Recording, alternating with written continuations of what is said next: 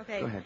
My question is to Dr. Zakir Naik. The Christians explain the concept of Trinity scientifically by giving the example of water, which can be in three states, solid, liquid, and gas, in the form of ice, water, and vapor. Similarly, one God is a triune God, Father, Son, and Holy Ghost. Is this explanation scientifically correct? Just a comment before I give the answer. We should not tempt God. We should not test God.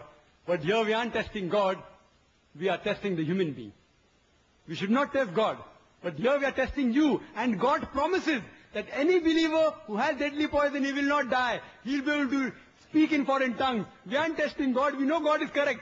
He will see to it that every believer can speak. We are testing you whether you're a believer or not.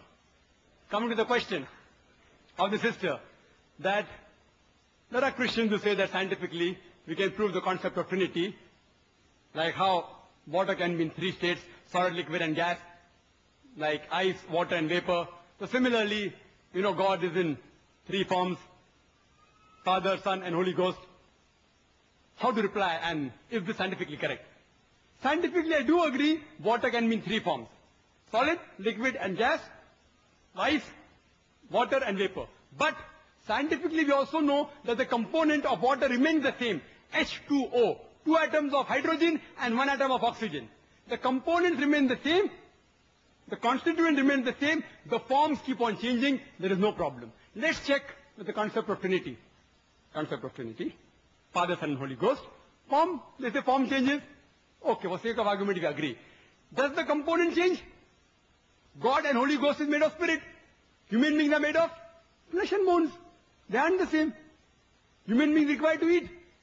God doesn't require to eat to survive. They aren't the same. And this is testified by Jesus Christ, peace be upon him, himself in the Gospel of Luke, chapter number 24, verse number 36 to 39. He says that, behold my hands and feet, handle me and see, for a spirit has no flesh and bones. He says, behold my hands and feet, handle me and see, for a spirit has no flesh and bone. And he gave his hand, and they saw, and they were overjoyed. And he said that, do you have any meat to eat? And they gave him broiled fish and a piece of honeycomb. And he ate to prove what? That he was God? To prove that he was not God. He ate. And his flesh and bones. A spirit has got no flesh and bone. This proves that it is scientifically not possible that Father, Son, and Holy Ghost, Father, Jesus Christ, peace be upon Holy Ghost, is Almighty God. And the concept of Trinity, the word Trinity, doesn't exist anywhere in the Bible. The word Trinity is not there in the Bible, but it is there in the Quran. Quran says in Surah Nisa chapter 4 verse 171, it says, وَلَا تَقُولُوا ثَلَاثًا. Don't say Trinity. إِنْتَوْ خَيْرٌ لَكُمْ. This has stopped, it's better for you. Trinity is also there in Surah Ma'idah chapter number 5, verse number 73, which says, لَقَدْ كَفْرَ الَّذِينَ قَالُوا إِنَّ اللَّهُ ثَالِثُ ثَلَاثًا. They are doing kufr.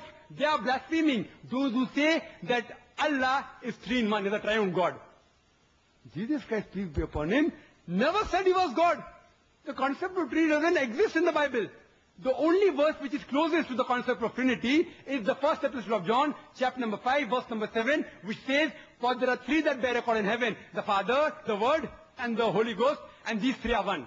But if you read the Revised Standard Version, revised by Thaydu scholars, Christian scholars of the highest eminence, backed by 50 different corporate denominations, they say this verse of the Bible, first epistle of John, chapter 5, verse number 7, is an interpolation, is a concoction, is a fabrication. It was thrown out of the Bible. Jesus Christ, peace be upon him, never claimed divinity. There is not a single unequivocal statement in the complete Bible where Jesus Christ, peace be upon him, says, I am God, or where he says, worship me. In fact, if we read the Bible, it is mentioned in the Gospel of John, chapter number 14, verse number 28, he said, my Father is greater than I.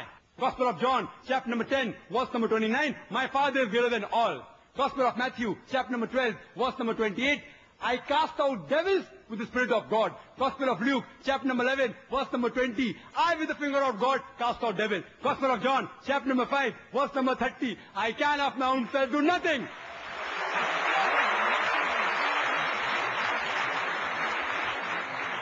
I can of my own self do nothing. As I hear, I judge. And my judgment is just. For I seek not my will, but the will of my Father. Anyone who says not my will, but God's will, he's a Muslim. Muslim means a person who submits their will to Almighty God. Jesus Christ, peace be upon him, said, not my will, but God's will. He was a Muslim, and he was, alhamdulillah, one of the mightiest messengers of God. We believe that he was born miraculously, without any mere intervention. We believe he gave life to the dead with God's permission. We believe that he healed those born blind and lepers with God's permission. We respect Jesus Christ, peace be upon him, as one of the mightiest messengers of God, but he is not God, and he is not a part of the Trinity. Trinity doesn't exist. Quran says, Qul huwallahu ahad, say he is Allah one and only. Before we have the next question from the mic here,